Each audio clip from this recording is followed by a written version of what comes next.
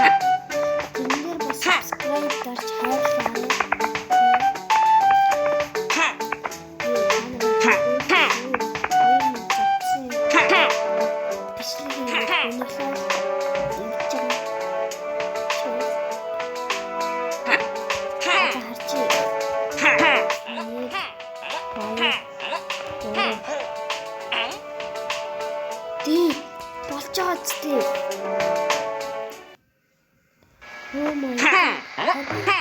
Сая юу харагддаг харсан үед.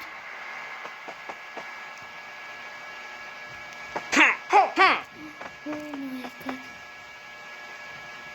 Хараагүй юм байвал бичлэгийн эхнээс нь үзээрэй.